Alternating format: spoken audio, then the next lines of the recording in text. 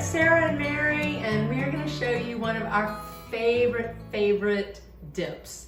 It's called Bitchin, and it's a creamy almond dip that just has so much zing and zest. We want to dip about everything into it, don't we? And this one is the chipotle flavored one, and we are addicted. We come home ravenous, hungry as can be, and as long as we have some celery and some carrots and some radishes, whatever, some watermelon radishes, chips, golden beets, we're set to go with that bitchin sauce. And we're gonna just use our Salad Master food processor to make some slices of beets. Look how fast and easy we make raw beet chips, essentially. And watermelon radish. What cone number is that? And that's cone number 4 on the Salad Master food processor.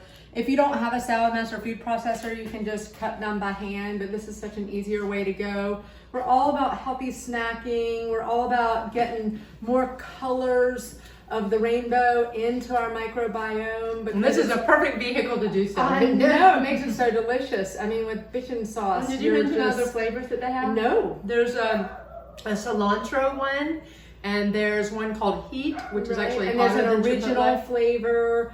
Look out for them because it really does make healthy snacking so satisfying. And let me just tell you where to get this. So it's the refrigerated section of, I find it at Whole Foods mostly, and it's near the hummus department. I think it's you way gotta better than want some hummus. bitchin sauce. My dog is fired up out there with us even talking about the Seek the bitchin sauce. Bitchin. You will love it, guaranteed. Yeah, if you and want for to know more about tips, the Salad Master food processor, you can get in touch with us by going to info@maryandsarah.com. Thanks for watching.